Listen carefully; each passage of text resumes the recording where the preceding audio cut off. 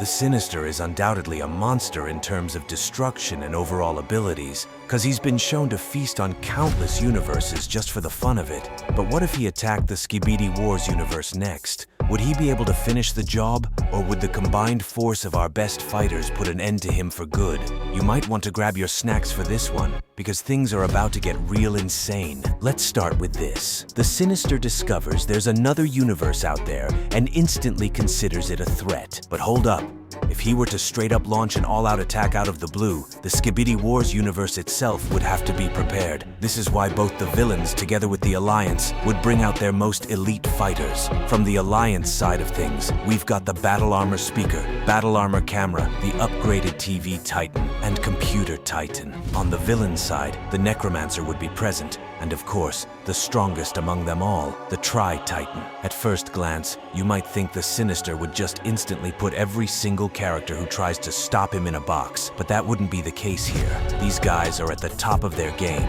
Take the Battle Armor Speaker, for example. I'm not exaggerating when I say he's extremely broken, because Bro casually became the strongest Speaker Titan in the fandom and has retained that spot ever since. He's got a lot of techniques that can be useful in this fight, like the unlimited flex works and the others. His durability is pretty decent, and with his crazy sound wave potential, he'd do quite well on the front lines, but it's going to take a lot more than just the Speaker Titan to get the job done, because the Sinister has countless tricks up his sleeves, like the time nukes or the well-known illusion he pulls out. But that's where the Computer Titan comes in. Bro is definitely not the combat type, but still has a lot of work to do in this fight. His greatest assets here would be the hacking ability and his main ability, which basically recreates any weapon he thinks the team would need in this fight. Plus, he's also got a pretty high IQ, which would come in handy if things go south. The TV Titan is the daddy of the show, and his feats basically speak for themselves. He's got a massive sword, crazy energy reserves, and a huge kill count under his belt. However, that wouldn't be enough to give him a spot in the front lines. I mean, it's the Sinister we're talking about here. Even though he was able to take on the Tri-Titan for the most part, he'd be on the back line on support duty. However, the Sinister has insane strength, as we all saw him toss the upgraded Clock Titan aside. These Titans could all suffer the same fate, but hey, they've got a beast on their side as well, and he's definitely going to make a huge difference. The Tri-Titan would obviously be throwing hands with the Sinister casually, as he's got the highest durability, attack potency, and size among all the others.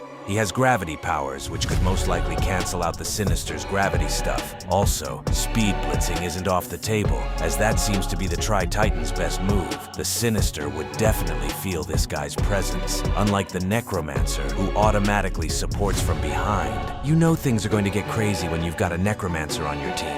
Everyone gets unlimited lives, and this guy himself is pretty much immortal. He's got an army, but I don't really think they do much. Either way, this wouldn't be a walk in the park for the Sinister. Plus, the Battle Armor Camera wouldn't just be sitting around. My boy would be throwing hands as well, as his weapons hold an insane attack potency, and his race is one of the best fighters even across all fandoms. With all these mentioned, could they really do it? Well, for this fight to be as interesting as possible, we would assume that all characters are at the peak of their strength and have everything that could aid them. This would mean that the Tri-Titan would already be in his final form, while the battle armor has been fully perfected, further amping up both the speaker and camera. Okay, so the battle begins, and the Sinister wastes no time sending his time attacks straight at the strongest. But we all know the Tri-Titan casually flexes these out. The Camera Titan, together with the Gravity King, goes in for a counterattack and successfully lands a critical hit, while the Battle Armor Speaker follows up with his unlimited flex works and easily slices the Sinister in half. But wait,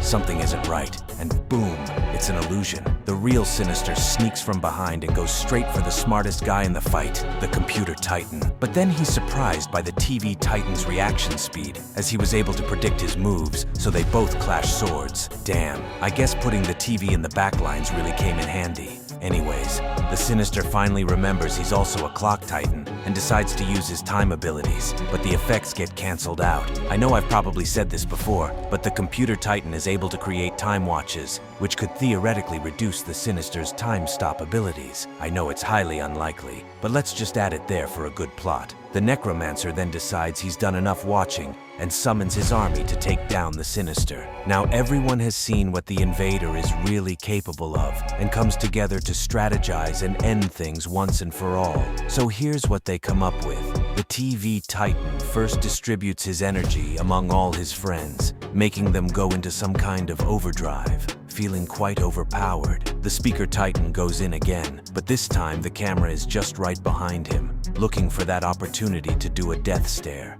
But the Sinister obviously sees through this and slams the speaker to the ground, also sending the camera Titan flying. Then he sees a TV screen, which catches him off guard, leaving enough room for the Tri-Titan to speed blitz. This actually damages the Sinister, while the Necromancer revives the camera and speaker. But that's when the Sinister says he's had enough and whips out his ultimate weapon, the Time Nuke, and casually flees the battlefield, knowing fully well the job is done. But is it actually over?